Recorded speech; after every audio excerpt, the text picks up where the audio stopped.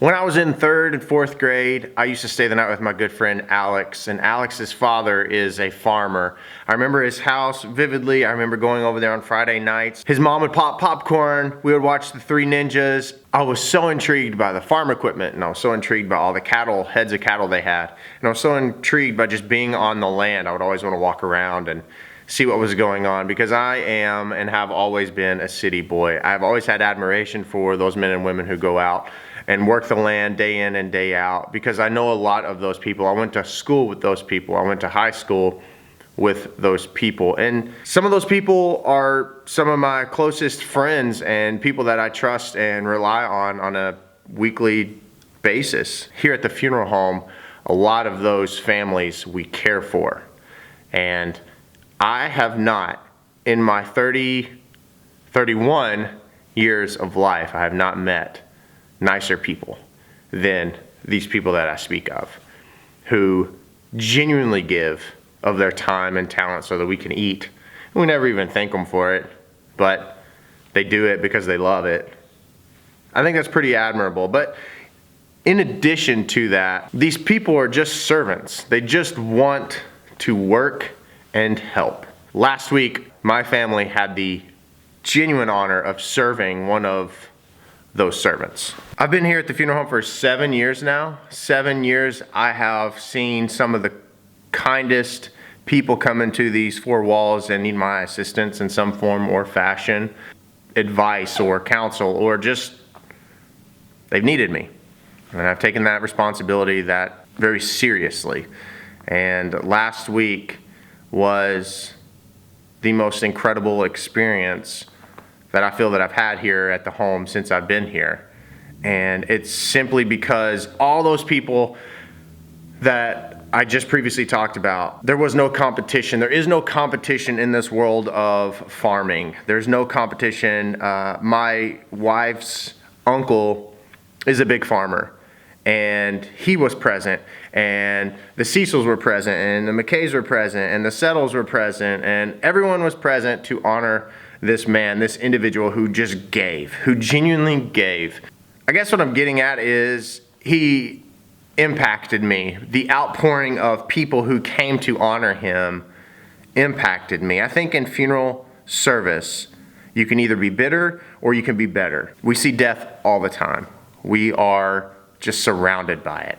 And it can really have a negative effect on you if you allow it to. Or you can see it through the eyes in which I try to see it through on a daily basis. And in being able to care for this gentleman, gosh, it was such an honor. I got to see who he touched, how he touched them, and just this outpouring of love. And makes me want to give, just give of myself more so than I have in the past. This individual at the prayer service stands up to speak of this loved one, and they said, and it will stick with me forever, they didn't die of a heart attack. They died giving their heart away. That memory that people carry with them of this gentleman, if we could all be so lucky to have something half as kind said about us, right? So I challenge you to be better and to work hard every day to give of yourself in some form or fashion. Some of us are not blessed with the ability to give financially, or some of us are not blessed with the ability to give in ways that maybe others are. However, you can give. The reason why this service ceremony was so incredible is you've seen our home. Our chapel was totally packed. The line was down the chapel, all the way down, we call it the porch area, which you've seen in previous vlogs, all the way down the drive and out to the street for hours to see this man, to pay respect to this man. These people waited hours in a line. That says something. It was moving. They lined the back of our chapel as we carried the casket out the back of the chapel. There's a cathedral caddy corner across the street from our funeral home. there were over 160 pallbearers. Wrap your mind around that. Traditionally, 6 to 8. There were over 160 men and women dressed in white and khaki pants.